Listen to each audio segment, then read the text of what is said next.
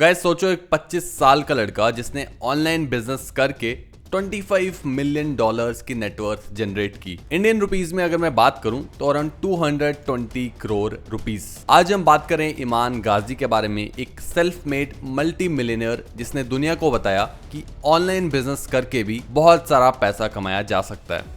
थोड़ी सी अगर मैं बैकग्राउंड की बात करूं तो ईमान का जन्म रशिया में हुआ था एंड इसके पैदा होने के पहले ही इसके फादर इसको छोड़ के जा चुके थे, तो फैमिली बैकग्राउंड इमोशनली और फाइनेंशियली दोनों ही अच्छा नहीं था। एंड जब ईमान 14 इयर्स की एज का था तब उसकी फैमिली कंप्लीटली लंदन शिफ्ट हो गई थी, जहां पे ईमान को रियलाइज हुआ कि ट्रेडिशनल स्कूलिंग से कुछ नहीं होगा, अगर उसको अपनी मदर की हेल्प करनी है तो कुछ बड़ा करना पड़ेगा।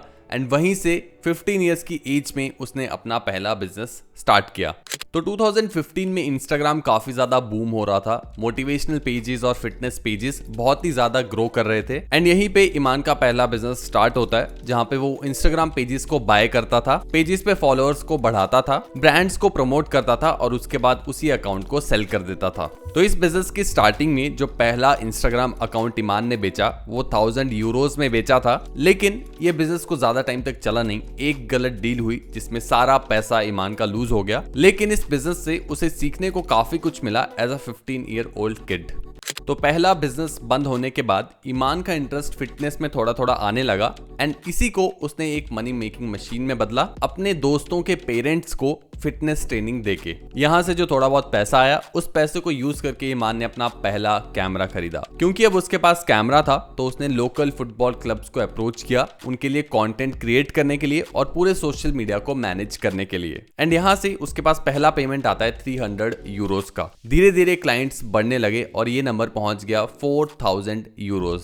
इतना सारा पैसा आता देख ईमान ने डिसाइड किया कि वो स्कूल को छोड़ देगा एंड कंप्लीटली अब इसी बिजनेस पे फोकस करेगा। इसके बाद आ जाता है 2017 जब ईमान अपनी पहली बड़ी कंपनी सेटअप करता है जिसका नाम था IAG मीडिया। ये एक डिजिटल मार्केटिंग एजेंसी थी जहां पे sales funnel, social media marketing ये सब काम किया जाता था। धीरे धीरे इस कंपनी में क्लाइंट्स आने लगे और ये कंपनी भी ग्रो करने लगी एंड इसी के साथ ईमान को रियलाइज हुआ क्यों ना एक कोर्स बनाया जाए और साथ ही में मेंटरशिप दी जाए बाकी एंटरप्रेन्योर्स को कि कैसे एजेंसी को रन करना है और स्केल करना है। एंड यहीं पे एक बड़ा टर्निंग पॉइंट आता है जहां पे ईमान एक कोर्स लॉन्च करता है जिसका नाम होता है 6 फिगर SMMA। ये एक ऐसा कोर्स था जो कि नए एंटरप्रेन्योर्स को अपनी मार्केटिंग एजेंसी रन करना सिखाता था। धीरे धीरे ये कोर्स बहुत ही ज्यादा फेमस हो गया, बहुत सारे लोगों ने इसको खरीदा।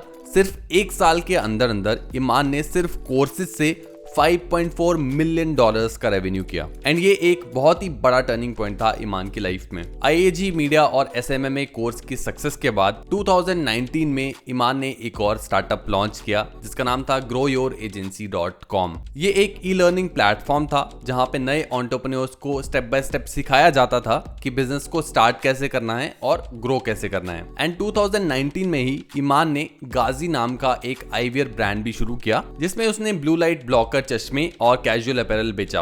अब ईमान यहाँ पे भी नहीं रुका। 2020 में उसने फ्लॉजी नाम का एक सॉफ्टवेयर लॉन्च किया। ये एक एजेंसी मैनेजमेंट SaaS प्लेटफॉर्म था जो कि एजेंसीज की ग्रो करने में हेल्प करता था। सोर्सेज के according around 10 million dollars ARR इस बिजनेस ने हिट कर दिया था सिर्फ सब्सक्रिप्शंस को बेच के। इसके बाद 2023 में ईमान एक और प्लेटफॉर्म लॉन्च करता है जिसका नाम था educate.io। अगेन एक ई-लर्निंग प्लेटफॉर्म। यहाँ पे सोशल मीडिया मार्केटिंग, कॉपीराइटिंग और सेल्स जैसे स्किल को सिखाया जाता था। सोर्सेज के अकॉर्डिंग इस प्लेटफॉर्म पे अराउंड 1 लाख प्लस स्टूडेंट्स हैं एंड पर स्टूडेंट अराउंड $38 पर मंथ इस प्लेटफॉर्म की सब्सक्रिप्शन है। तो यहाँ से तुम आइडिया लगा सकते हो कि कितना रेवेन्यू ये प्लेटफॉर्म जनरेट कर रहा होगा। इसके अलावा अगर मैं एक्विजिशंस की बात करूं तो consulting.com को ईमान ने $75 मिलियन में एक्वायर किया है। ईमान ने रिसेंटली ही वूप को भी एज अ को-फाउंडर ज्वाइन किया है एंड वूप की अगर मैं तुम्हें वैल्यूएशन बताऊं $800 मिलियन वैल्यूएशन है इस कंपनी की। एंड सोशल मीडिया की तो अभी हमने बात की ही नहीं जो कि मेन डिस्ट्रीब्यूशन चैनल है। यूट्यूब पे अराउंड 5.7 मिलियन फॉलोअर्स, इंस्टाग्राम पे around 2.4 million followers and Twitter पे भी कुछ मिलियन फॉलोअर्स हैं। तो यहाँ से भी मिलियंस में ad revenue plus brand deals का रेवेन्यू वो भी तुम आगे जोड़ सकते हो नेटवर्थ में। इस पूरी केस स्टडी में सबसे ज्यादा ध्यान देने वाली बात यह है कि ईमान का पर्सनल ब्रांड बहुत ही ज्यादा स्ट्रांग है एंड ये एक बहुत ही ज्यादा इंटरेस्टिंग साइकिल है जो कि हमें समझना चाहिए। तो सबसे पहले ईमान कंटेंट क्रिएट करता है, कंटेंट से ऑडियंस क्रिएट होते हैं, जो ऑडियंस क्रिएट होते हैं वो उसके कोर्सेज को खरीदते हैं, कोर्स से जो पैसा आता है वो ईमान के लाइफस्टाइल को फंड करता है एंड वो जो लग्जरी लाइफस्टाइल है उससे और कंटेंट बनता है जिससे और ऑडियंस बिल्ड होता है। तो ये एक लूप है जिससे ऑडियंस बिल्डिंग हो ही जा रही है और कंटेंट बिल्डिंग हो ही जा रही है एंड आई थिंक ये बहुत ही ज्यादा एक जीनियस मार्केटिंग लूप है। जितना तुम लोगों को दिखाओगे तुम्हारे पास लग्जरी है, पैसा है, उतने ही ज्यादा लोग और ज्यादा ईगर होंगे